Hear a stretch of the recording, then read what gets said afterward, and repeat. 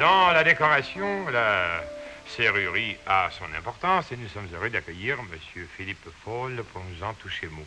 M. Fall, depuis quand et comment vous êtes-vous intéressé à la serrurerie décorative? Bien, c'est assez récent parce que j'ai à peine 22 ans et je viens d'émigrer au Canada il y a à peine 6 mois. Mais mon grand-père était un pionnier puisqu'il a commencé la sculpture sur acier, sur fer, sur bronze. Et mon père travaille chez Bricard à Paris dans une importante maison de décoration. Alors vous voyez, c'est assez court comme introduction. Bricard, est-ce que c'est le musée, ça? C'est un musée, c'est un musée de toute décoration, d'objets décoratifs depuis le XVe siècle. Vous avez M. Bricard qui, depuis plusieurs générations, a pris le soin, chez lui, dans une maison à côté de la place Molière à Paris, d'avoir toute une collection de très belles pièces en bronze, en fer forgé ou bien en or. En serrurerie. Serrurerie. Ah oui. Eh bien, si on faisait un peu l'historique de la serrurerie, ça remonte à quand, ça, les serrures? Parce que ça n'a pas toujours existé. Ben, ça n'a pas toujours existé. Et la preuve, c'est que si nous remontons à Jésus-Christ, puisque c'est à partir de là que notre époque a connu ce progrès, eh bien, notre Seigneur a été enseveli dans une tombe où il n'y avait qu'une pierre pour le protéger des viols de tombe. Vous savez, à l'époque... De fait, on ne l'a pas mis sous clé. On n'a pas mis sous clé. Il y avait 2 gardes et puis une grosse pierre de la taille d'un homme dans la porte Saint-Matthieu. Alors vous voyez, c'est l'époque, il faut remonter à une époque beaucoup plus récente pour retrouver les premières traces de serrures par exemple, vous avez des châteaux forts. Alors, tandis que les rois fainéants, par exemple, qui aimaient beaucoup aller à la chasse, partaient faire avec leurs jantes armées des petites razzias dans la basse Pyrénées ou bien sur les bords de la Loire, et bien pendant ce temps-là, les femmes, malgré elles, devaient rester chez elles parce qu'il y avait des serrures. Ah, c'est là qu'on établit la serrure. C'est là qu'on a fait la serrure. Elle ne pouvait pas sortir? Elle ne pouvait pas sortir, non, parce que c'est des clés. Les clés étaient tellement grosses, vous avez vu le modèle là qu'on a montré, qu'au fond, la seule façon, c'était de... Et c'était fermé d'extérieur? De l'extérieur, uniquement de l'extérieur. À ce moment-là, on ne s'occupait pas du tout, mais alors pas du tout de l'émancipation de la femme. Ah, pas du tout, puisque même on mettait des ceintures de chasteté aux femmes, et oui, il est arrivé bien des histoires à cause de ça, dont l'un qui s'était trompé, clé. Mais si on arrive un peu plus à la serrure décorative elle-même. Oui. Nous arrivons à l'époque en fashion visite de Versailles. Voilà. On voit beaucoup de très jolies choses. Là, vous êtes en plein dans l'air du sujet, comme par exemple si nous parlions de l'exposition de Montréal. Parce que Versailles a été pour la France ce qu'a été l'exposition de Versailles, l'exposition de Montréal. Ce que va être l'exposition. Oui, je m'excuse, 67. Je viens d'arriver, je suis tout plein de mon enthousiasme. Et bien, c'était la même chose. Figurez-vous qu'il y a 100 appartements au minimum à Versailles, sans comprendre les types de dépendances comme le Petit Trianon, le Grand Trianon et l'Orangerie. Donc, il y a 100 appartements, mais chaque appartement a au moins 4 portes, et chaque porte a 2 côtés. Donc, ça représente plus de 1000 serrures faites sur mesure pour les rois, les princes qui allaient visiter Versailles. C'était l'époque de Louis XIV. C'était l'époque de Louis XIV, ça a duré à peu près 30 ans, la construction du palais.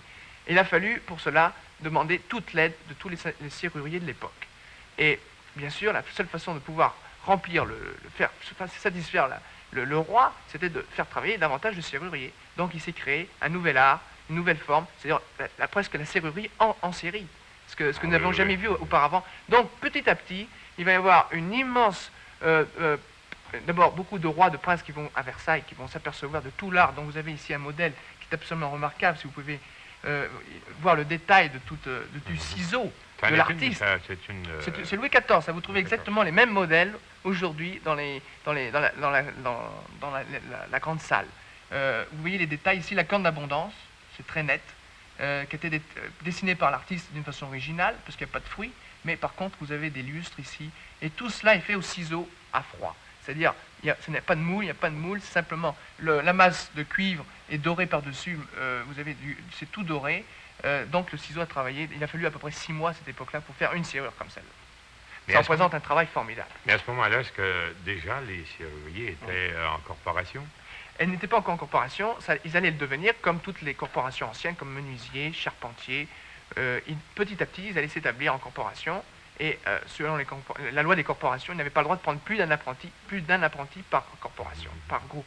Donc, c'était pour protéger la serrurerie et pour protéger surtout l'art, pour éviter que comme souvent, malheureusement, lorsqu'il y a un art qui se développe, eh bien, beaucoup d'amateurs apprennent le marché. Alors pour devenir serrurier, ça prenait combien de temps? Il fallait 5 ans, approximativement, ça dépend des Ouais, qualifications. pour devenir apprenti. Alors, on était Pour devenir, apprenti, après on était serrurier. Après 5 ans. Oui, à Ah l'époque bon. de Louis XIV. Après, il y a eu Louis XVI n'est pas passé par là, parce que Louis XVI était un amateur extraordinaire de serrurerie décorative. Lui-même, il a tout de suite commencé à faire lui-même la serrurerie avec son menuisier. Il a monté des meubles en bois avec des décors formidables. Aussi, vous avez des plaques de propreté. Vous voyez, par exemple, c'est le style Louis XVI. C'est très simple. C'est lui-même, je pense, que lui qui a donné ce ton.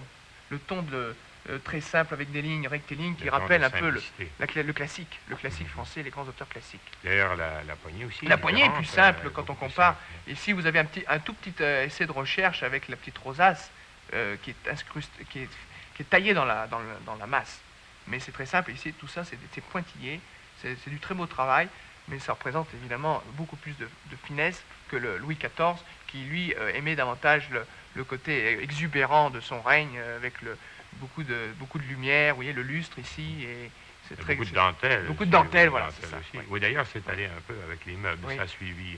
Je crois que l'artisan Oui. serrurier, à ce moment-là, travaillait en collaboration beaucoup Oui, avec... avec les rois, les princes. Et c'était les seuls à détenir les clés, d'ailleurs, avec les princes et les rois, de tenir les clés des coffres forts, des prisons et du château où il y avait les maîtresses. Et évidemment, c'était très intéressant d'être l'ami du serrurier.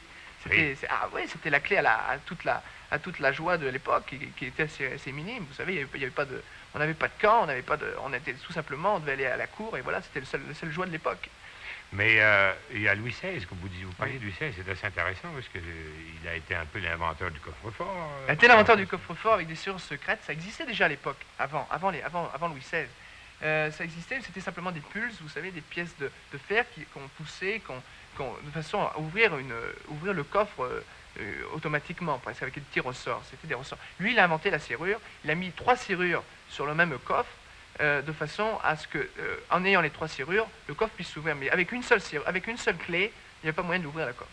Et il y avait 2 gonds dans le haut pour permettre le coffre de s'ouvrir. Il y avait aussi des armoires secrètes, bien sûr. Et alors, là, pourquoi est-ce que vous avez eu des décors comme ça à l'époque? C'était justement pour cacher tous les systèmes de l'époque d'ouverture. C'était comme si vous mettiez, par exemple, de la dentelle pour cacher le fil, pour camoufler le fil. Vous voyez. Et justement, ça, l'artisan travaillait en rapport en avec rapport le dessin. avec le menuisier, pour évidemment mettre, tout était fait sur mesure à l'époque. Aujourd'hui, si vous voulez avoir ces modèles-là, ce qui est assez difficile encore à l'époque parce que c'est fait sur mesure pratiquement, il faut connaître 2 ou 3 maisons, je pense en Europe, qui font ces serrures. C'est-à-dire, si on devait faire dans la décoration, si on Oui. était intéressé à obtenir des trucs comme Oui. ça, on serait obligé de les commander à l'extérieur. Il faut les commander à l'extérieur. Est-ce qu'elles sont faites en série maintenant?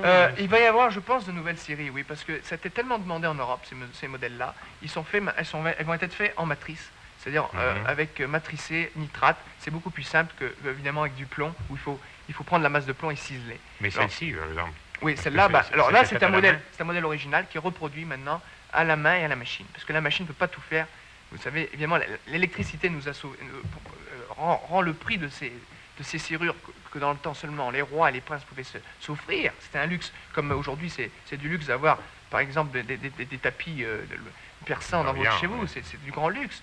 Mais allez, à cette époque-là, c'est encore un luxe comme le verre à l'époque. Vous savez, le verre, au XVIIe siècle, c'était très rare.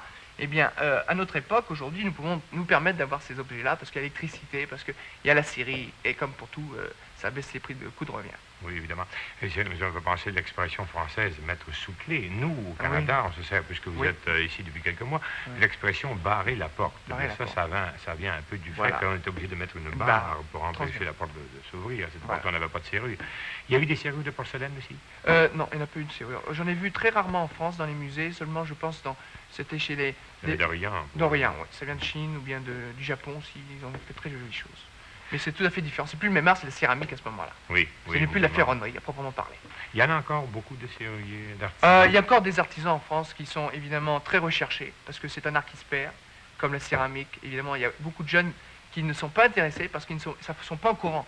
Les jeunes, malheureusement, ne fréquentent pas ce qui n'est pas publié, etc. Monsieur Paul, nous vous remercions beaucoup de votre visite. Merci.